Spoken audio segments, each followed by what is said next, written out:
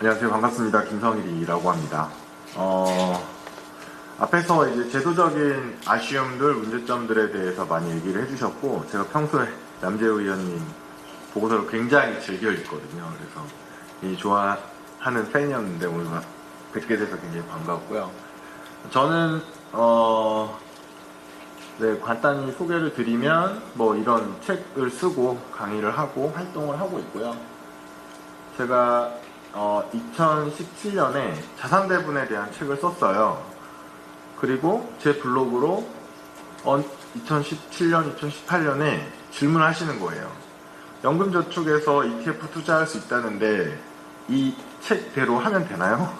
IRP에서 할 수 있다는데 이 책대로 하면 되나요? 라는 질문을 받고 연금이 뭐지? 그때부터 공부했어요. 저 정말 몰랐습니다. 은행을 20년 다녔지만 몰랐어요. 그래서 연금저축보험에 있던 수익률을 계산해보고 1%대인 걸 확인하고 충격을 먹고 엄청나게 공부를 한 다음에 투자를 시작했는데, 그 즈음에 이제 출판사에서 책을 좀 써달라고 해서 이 책을 제가 쓰던 거에 기반해서 공부한 내용을 가지고 썼고요. 근데 이 책이 너무 많이 팔린 거죠. 무명의 저자 입장에서. 그래서 이제 다른 책들도 쓰게 됐고, 뭐 여러 가지 이런 활동들을 하게 됐는데, 아마 이 책에 있는 내용을 굉장히 짧게 요약한 강의 읽고 갔고요.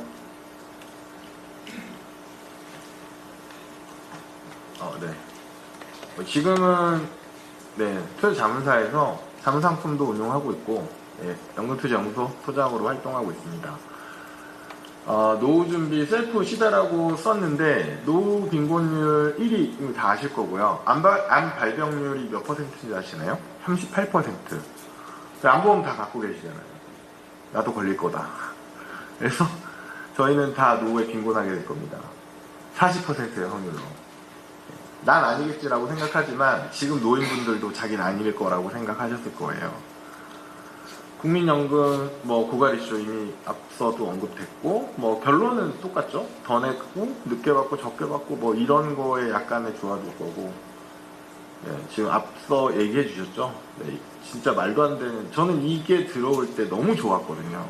드디어 이게 들어오는구나 우리나라에 라고 생각했는데, 이 기형적으로 들어와가지고 원리금 보장형 하지 말라고 이걸 들어왔는데 이렇게 된 거예요. 정말 국회의원 분들 다 가셨네요. 제가 이거 되게 얘기하려고 했는데.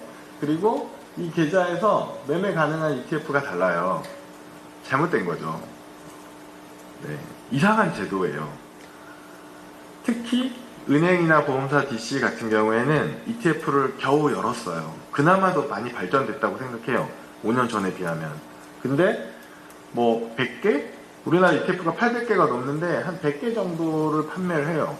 무슨 기준으로 선정했는지도 모르겠고 왜 그렇게 제한했는지도 모르겠는데, 기존의 액티브펀드는 판매 수수료가 많이 남으니까 은행이 그걸 선택한 걸 이해를 하게 하겠는데, 아직도 마인드가 덜 바뀌었다. 은행이나 보험사가 무서운 걸 모르는구나. 증권사로 왜 돈이 넘어가는지를 좀 무섭게 생각해야 되는데, 그리고 DBDC 선택이 불가능한 회사가 훨씬 많아요. 왜? 현재 제도상으로는 사업주가 의사결정할 수 있어요. 그리고 어느 퇴직연금 사업자랑 할지도 사업주 마음이에요. 근데 그래서 그런 굉장히 큰 문제가 있어요. 제도적으로 금방 풀 수 있죠. 복수의 퇴직연금 사업자를 선정해라 하면 되죠. 증권사, 은행 하나씩만 해줘도 근로자가 선택할 수 있잖아요. 그걸 다 막아놨어요. 왜 이런 일들이 벌어졌냐? 제 생각엔 모두가 무관심해요. 정부도 무관심하고 다 가셨잖아요. 내가 다니는 회사가 내 퇴직연금에 관심 1도 없어요. 그냥 법적으로 퇴직연금 줘야 돼, 적립해야 돼 하니까 주는 것 뿐이고, 퇴직연금 사업자인 금융회사도 관심 없어요. 인센티브가 없거든요. 괜히 잘 굴려주려고 신경 썼다가 손실나면 욕만 먹으니까 인센티브 줄 수 있는 제도를 만들어야 된다고 생각하고, 제일 큰 건 개인이죠. 근데 개인들이 바뀌기 시작했어요. 그래서 은행 보험사에서 증권사로 머니 무브가 일어나는 거고, 증권사에서 그거에 발맞춰서 수수료를 낮춘다든지 여러 가지 상품들이 나오고 있죠. 그래서 오늘 할 얘기는 개인의 관점에서 어떻게 할 수 있는가. 제도가 바뀌는 건 요원해요. 언제 어떻게 바뀔지 모르니까. 그리고 첫 번째 얘기로는 이런 분들 있으세요. 네. IRP로 퇴직급여를 받았는데 은행에 예금하려고 인출했다. 하지 말라는 얘기입니다. 왜냐? 60세 퇴직한 홍길동 씨 사례를 들어보면 20년 근속에 퇴직급여 5억을 받았다고 치고 예금이 뭐 4%라고 치면 뭐 기본공제 배우자까지 해서 2명 있다 친 거예요. 세금 계산했다는 얘기입니다. 국민연금도 받는다고 치고 70세부터 60부터 70까지 운영을 하고 받는다고 했을 때 세후로 월 500. 월 500 정도면 노후생활 괜찮으신가요? 네, 괜찮죠.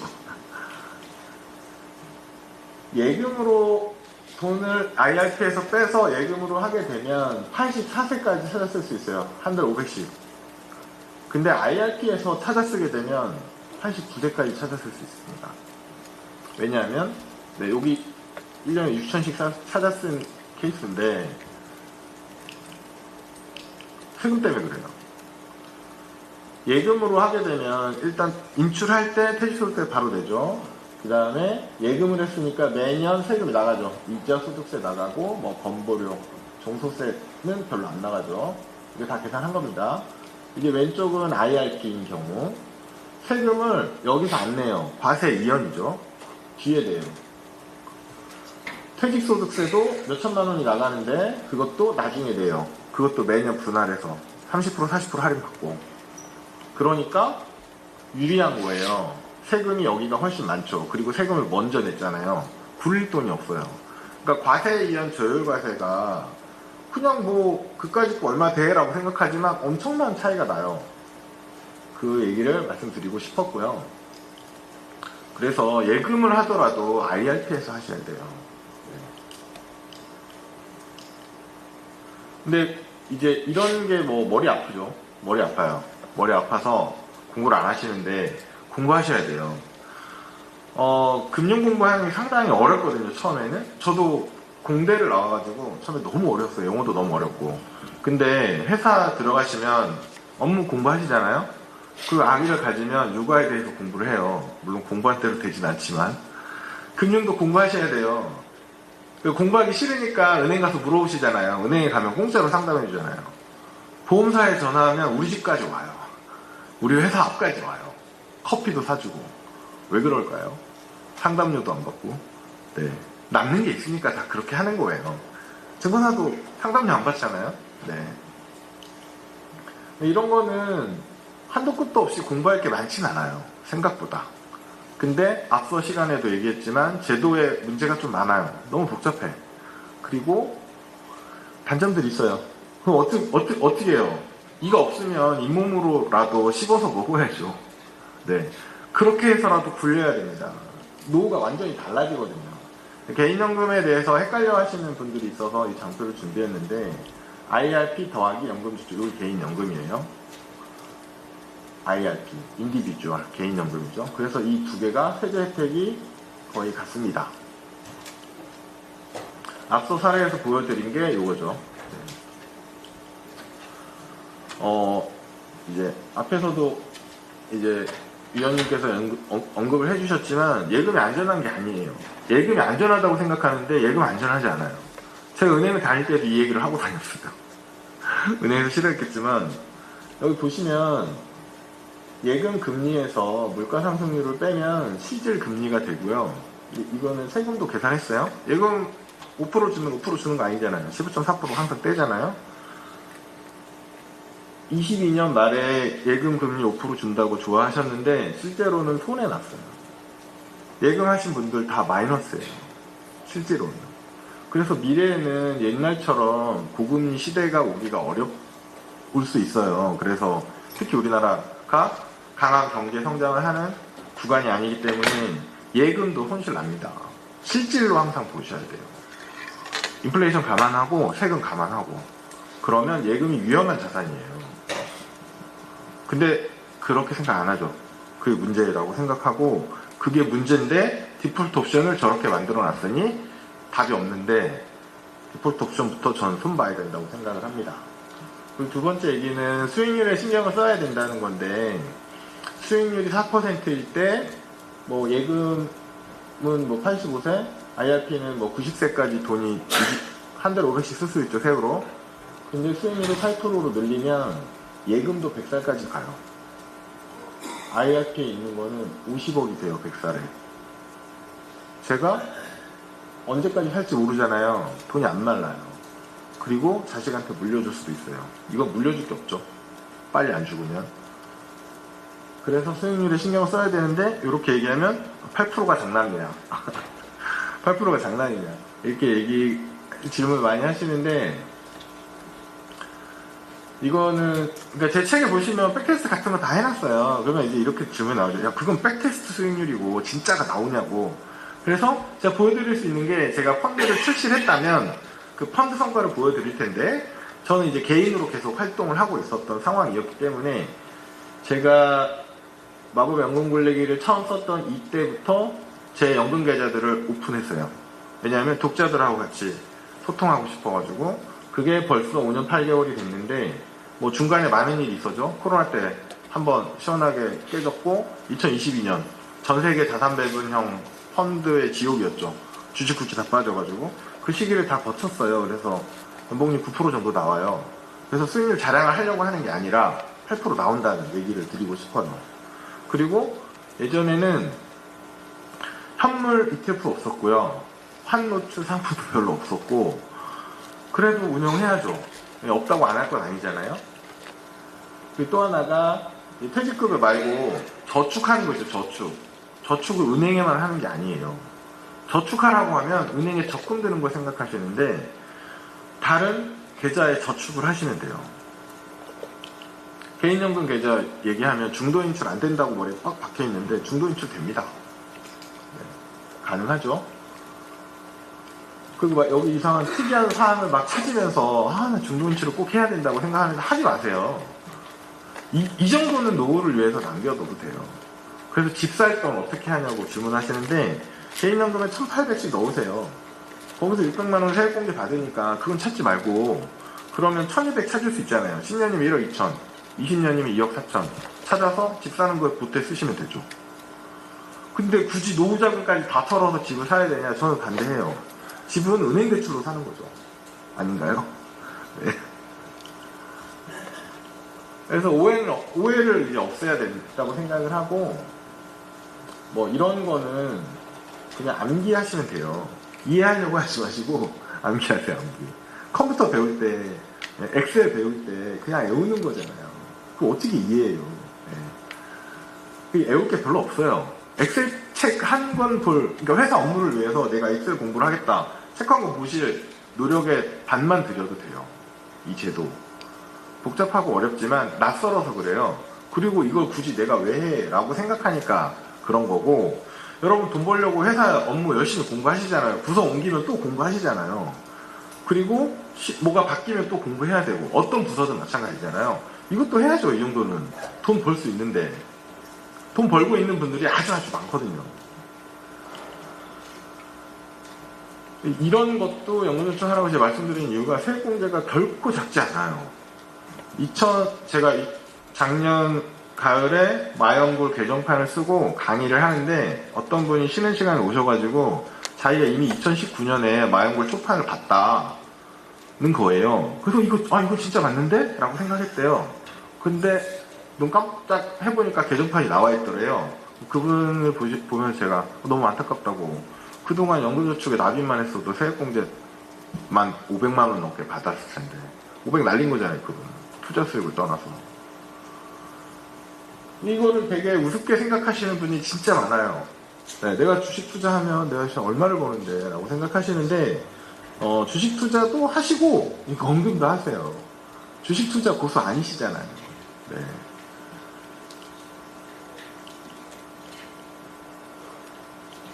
IRP에는 예금이 있어요. 근데 연금저축에는 예금이 없어요. 제도가 이상하죠. 제도 이상합니다. 이런 걸 해도 돼요. 예금이랑 비슷합니다. 연금저축에 월 30만원만 저축을 하면 노후 준비가 가능해요. 노후에 월 500 받을 수 있어요. 홍길동 씨가 있고 김철수가 있는데 이분은 연금에 세금 폭탄 떨어진다고 해서 자기는 안 한다. 자기 그냥 일반 계좌에서 할래. 이분은 연금저축 세금공제 혜택 좋던데? 그래서 30세부터 둘이 시작했어요. 자산 배분을 했고 한 달에 30 딱 넣었어요. 이분은 세액공제 받았죠. 31년 해가지고 그럼 재투자했고 과세 이연 받았고. 네. 어떻게 됐냐? 60세가 됐을 때 5억 9천, 여긴 4억 5천. 그러면 실질 수익률이 여기 8.7%, 여기 10.6%. 2% 차이 나요. 네. 자, 여기서 질문이 나오죠. 아니, 이거는 나중에 종합소득 때 내잖아. 맞아요. 그리고 하나 더. 이렇게 그림을 그리면 이 세로축이 이제 산술로 들어가 있는데 별로 차이가 안 나 보이는데 로그축으로 그리면 알 수 있는 게 뭐냐면 투자 기간이 짧을수록 세액공제 혜택을 받은 계좌의 크기가 훨씬 커져요. 그래서 절대 무시할 수 없다. 근데 뭐 결론은 그리고 나서 인출은 어떻게 할 거야? 인출할 때 세금 나가잖아. 그 질문 제가 진짜 많이 받았어요. 작가님은 연금저축만 계속 그렇게 많이 넣으면 나중에 세금 폭탄 어떻게 하실 거예요? 그래서 제가 세법을 공부해서 계산했죠. 연금저축에서 1년에 5,200을 인출을 하면 종합소득세 800만원 나와요. 세금을 800이나 내야 된다고? 나와요. 자, 이거는 기타소득세 선택할 수 있죠. 기타소득세보다 이게 싸서 이걸 선택한 거예요. 그럼 세후 4,400, 월 370만원 쓸 수 있어요. 일반 계좌에서 4,400 받으면 월 370 쓸 수 있죠. 같은 금액이에요. 근데 이 사람은 78세까지 쓸 수 있고 이 사람은 90세까지 쓸 수 있어요. 세금 냈어요, 세금. 그래서 세금 폭탄 걱정은 할 이유가 없다. 아니, 정부에서 나중에 개인연금한테 엄청나게 세금 폭탄을 세게 부과하면 어떻게 해? 건강보험료 엄청 세게 부과하면 어떻게 해?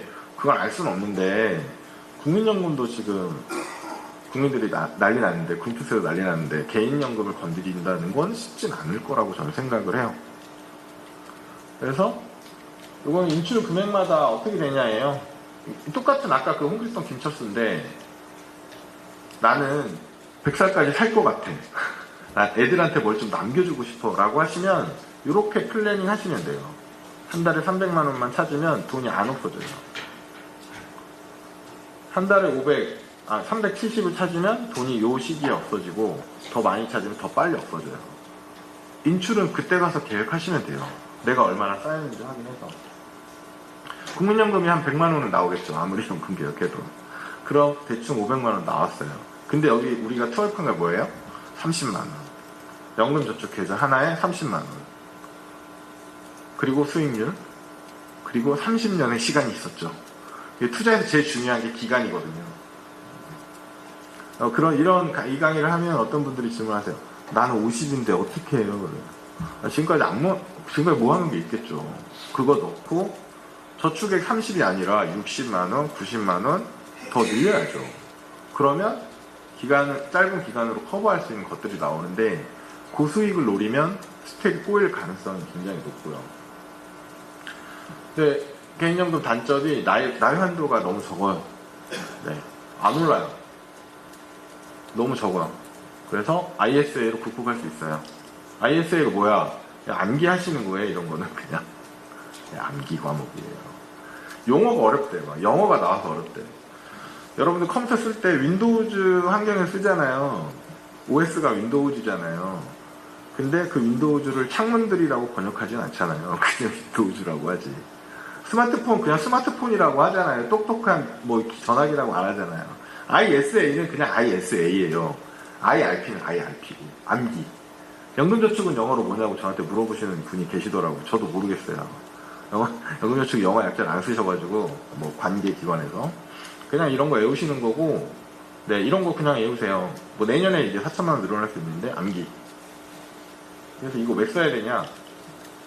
이거 ISA 중도 인출 가능하냐? 이거 꼭 물어보시는데 가능해요. 근데 수익금도 가능해요. 그 대신 절세 효과가 없을 뿐이에요. 그래서 이거는 무조건 가입해야죠. 그리고 이거는 소급해서 한 번에 넣을 수가 있잖아요. 가입해야 되고, 손익통산 제도가 생각보다 굉장히 유리합니다. 자산 배분 투자자 입장에서. 자산 배분을 하면 항상 어떤 건 수익이 나지만 어떤 건 손실이 날 수가 있어요. 서로 다르게 움직이는 걸 섞었기 때문에 자산 배분이잖아요. 그게 다 수익 나는 게 아니라 손실과 수익이 섞여 있어요. 그러면 손익통산을 해야죠. 그러면 순수익에 대해서만 과세가 들어가기 때문에 굉장히 유리한 제도인데, 우리나라에서는 ISA하고 실질적으로는 연금저축 IRP까지만 돼요. 일반 계좌에선 저걸 안 해줘요. 이쪽에 손실 났는데 수익 난 것만 과세를 막 때려버려요. 그래서 금투세가 도입되면 손익통산을 하긴 할 건데 금투세에 문제가 많죠. 손익통산은 좋지만 다른 문제들이 있죠. 뭐 알아서 잘 고민하시겠죠. 근데 이 절세상총사는 금투세랑 상관없어요. 네, 그래서 기본적으로는 이런 혜택들이 있기 때문에 이건 그냥 암기하시면 됩니다. 그리고 ISA가 2016년에 나와서 신탁형 1인용 나왔고 3년 반 전에 중개형이 나왔죠. 주식 매매 가능한. 중개형 나온 분들이 이제 중개형 나올 때 저희 아내도 가입을 했어요. 전 그 전에 했었고, 근데 아내가 이제 올 초 2월 달에 3년 만기가 됐는데 이제 해지해서 연금저축으로 옮겨야지라고 생각을 하고 있다가 너무 바빠서 깜빡한 거예요. 회사 일이 너무 바빠가지고. 6개월이 지나서 8월 달에 했거든요. 세금 80만 원 더 냈어요. 야, 가슴 아파 죽는 줄 알았습니다. 그래서 제가 유튜브를 찍었어요. 만기 잘 체크하시고, 물론 케이박해기 때문에 만기에 다 해지해야 되는 건 아닌데 자기가 잘 파악해봐야 돼요. 그래서 이게 필요하시겠구나. 이거 할 줄 아는 사람은 아무것도 아닌데 모르는 사람은 이거 쉽지 않아요. 그래서 간단하게 만들어서 이제 제공해 드리기도 했는데, 이런 거 잘 챙기셔야 돼요. 이런 거 제가 챙겨드리면 얼마 주실 수 있으세요? 네. 저한테 컨설팅료 주시면 제가 이거 챙겨드릴 수 있어요. 컨설팅을 돈 주고 받아본 적이 없잖아요. 우리나라에 그런 문화가 없거든요. 근데 미국이랑 달라서. 네. 그냥 공짜로 해주면 안 돼? 그럼 제가 어떻게 할 것 같아요? 뒤로 수수료를 받는, 뒤로는 아니고 공시되어 있지만 수수료를 받는 비싼 상품을 권하겠죠. 당연합니다.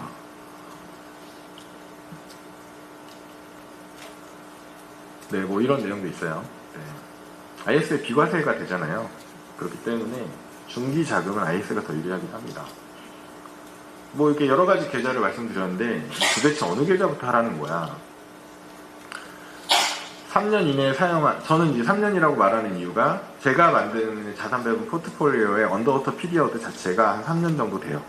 그래서 그 이내에는 손실 보고 파는 경험을 하는 게 좋지 않기 때문에 예금을 해라 라고 말씀을 드리고, 진짜 이런 분들 계세요. 자기 결혼자금 2억 준비했는데 1년 반 후에 여자친구랑 결혼하기로 했다.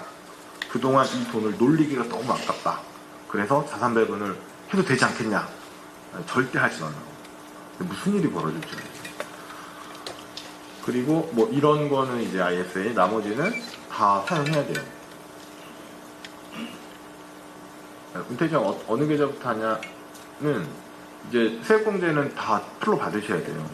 그래서 600, 300 하면 이제 세액공제 한도 900이 나가는 거고, 연금저축이 추가로 900 하면 나입 한도 1800을 채우게 돼요. ISA 2000 이런 식으로 진행하면 되고,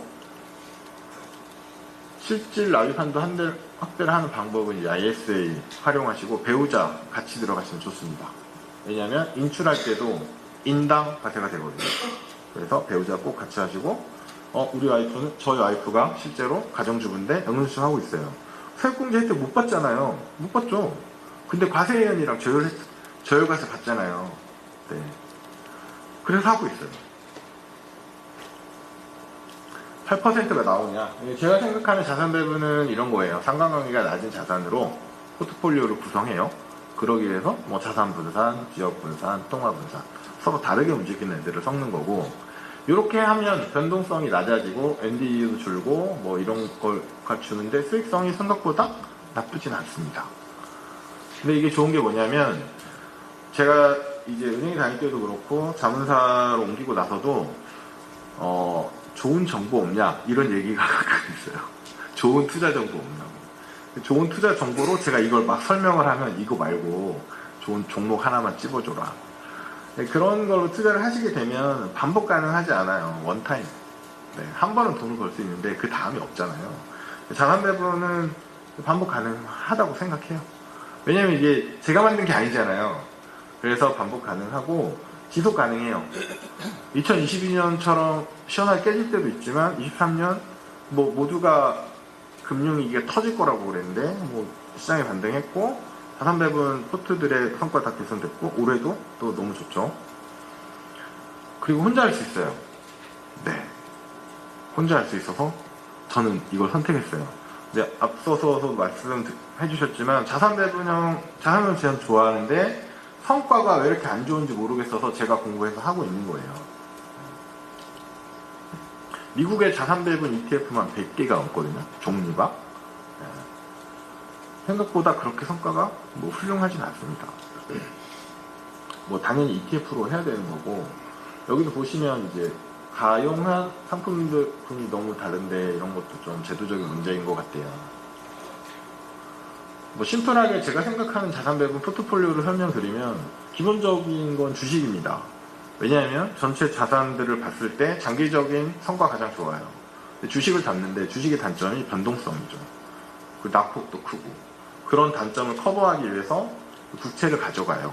국채는 위험자, 주식과 움직임이 다르다라고 알려져 있는데 이런 얘기를 하면 2022년에 둘 다 떨어지던데 라고 얘기하시는 분이 굉장히 많은데 당연히 맨날 그렇진 않죠. 붙어서 올라갈 때도 있고요. 같이 떨어질 때도 있고요. 그리고 대체로 따로 움직여요. 그래서 주식 국채만 가지고 포트를 짜면 안 된다는 거죠. 그래서 얘네들이랑 상황이 낮은 게 달러죠. 주식이랑 달러랑 반대로 움직인다 그런 건 알고 계실 거고, 그리고 해외 투자는 그런 거죠. 한국이랑 미국이랑 따로 움직이죠. 중국이랑 인도 따로 움직이죠. 그래서 사람들이 인도를 되게 좋아해요. 인도를 왜 좋아하세요? 거기 정치적으로 훌륭한가요? 사회 문화적으로 굉장히 뭐 멋있나요? 아직도 인종차별이, 계급차별이 있는다는데, 근데 그냥 주가가 오르니까 인도를 좋아하는 거예요. 중국을 싫어하는 이유, 뭐 여러 가지 정치적인 얘기들을 하는데 그냥 주가 떨어져서 싫어하는 거예요. 주가 오르잖아요. 그럼 다 중국의 비전과 발전 가능성과 장점이 수수가 나올 거예요. 네.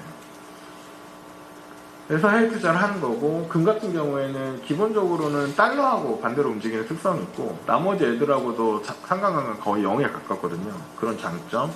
현금은 아무랑도 상관이 없어요. 네, 그런 것들 때문에 이렇게 하는데, 국민연금 포트를 따라해도 되냐고 질문하시는 분도 있어요. 하셔도 되는데, 이거는 뭐 과거 성과인데 20년 정도의 데이터를 가지고 분석을 했었는데 뭐 얘네가 제일 잘한다고 알려져 있어요. 얘네들이. 그래서 꼭 국민연금을 따라야 될까? 얘네를 따라하면 안 될까? 저는 이런 생각도 있어요. 그리고 이거는 2018년 기준이라서 우리나라 건 좀 안 맞고요. 좀 전반적으로 안 맞긴 하는데, 국민연금을 만약에 과거에 따라 했다면 이렇게 가져갈 수밖에 없잖아요. 저는 썩 좋은 포트폴리오라고 생각하진 않거든요. 국민연금의 지금 포트랑 보면 굉장히 차이가 많이 나요. 근데 얘네들을 보면 주식이 한 반 정도 되죠. 나머지 반. 이게 최근 기사에서 본 건데, 네, 지금 주식 반, 나머지 뭐 이 정도 하려고 한다는 거죠. 2029년 말에. 근데 우리는 개인이기 때문에 내일 당장 할 수 있어요. 국민연금 워낙 사이즈가 커서 한 번에 못하지만 뭐 그런 것들이 있는 거고, 제가 좋아하는 분이고 굉장히 좋은 책입니다. 제가 번역했어요. 그래서 최고의 투자 전략을 막 찾는 분들이 있어요. 투자 안 하고. 그거보다는 차라리 뭐라도 실천하는 게 중요하다고 말씀을 드려요. 이거는 이제 제 책에 나와 있는 포트폴리오인데, 보시면 뭐 주식 반, 대체 20, 국채 30 이렇게 나눴고, 선진국, 신흥국, 선진국, 신흥국 채권도 이렇게 나눴고, 뭐 신흥국은 이제 3개로 이렇게 쪼개가지고 3분의 1씩 들어갔어요. 이거 보시면 이제 국장 안 하는 게 국룰이라던데 무슨 질문하시고, 중국을 도대체 왜 가져가요? 라고 질문해요. 근데 재밌는 게 몇 년 전만 해도 인도를 도대체 왜 가져가요? 라는 질문이 있었어요. 요즘은 금 가져가는 거에 대해서 아무도 불만이 없는데, 제가 2017년에 금이 이 정도 비율이 있었거든요. 그때 이제 금이 11년 꼭지 찍고 쭉 내려오던 시절이에요. 금을 도대체 왜 하냐? 금 빼면 안 되냐? 맨날 이런 얘기하고, 네. 하나하나를 보면 찬성 반대가 나올 수 있는데, 이 포트폴리오 관점에서 접근을 한 거예요. 백테스트 결과는 뭐 이렇게 나옵니다. 백테스트 결과만 그러면 뭐해? 실제로 나오냐? 아까 제 계좌 선거 보여드렸잖아요. 실제로도 워킹합니다. 네. 뭐 수익률 주식에 비해서 결코 나쁘지 않고, 네. 위험 지표 절반이죠. 주식에 비해서. NDD도 절반. 샤프도 굉장히 높죠. 그래서 이렇게 쭉 우상하는 걸 하는데 되게 재밌는 게 요게 22년이에요. 이만큼 빠졌잖아요. 멀리서 보면 안 보여요. 근데 인생은 멀리서 보면 희극, 가까이서 보면 비극. 투자도 길게 보면 희극인데 가까이에서 보면 비극이에요. 그러니까 이거 계속 보면 계속 비극, 고통이 막 엄습하는 거죠. 그리고 뭐 이건 굉장히 심플하게 만든 세 종목으로도 할 수 있다라는 거고, 뭐 퍼포먼스는 세 종목짜리가 좀 떨어지긴 해요. 근데 실천하긴 좋아요. 이 질문 많이 하세요. 네. 구릴 돈이 없다고. 여러분들은 돈이 있습니다. 구릴 돈이. 어디에 있느냐? DC에 있잖아요. DB에. DB를 DC로 바꾸고 굴리면 되는데 급여 인상률보다 투자 수익률이 좋으면 됩니다. 우리나라의 급여 인상률 8% 평균 되는 회사 없어요. 승진할 때 한번 빵 오르긴 하죠. 네, 근데 평균적으로 보세요. 네, 없어요.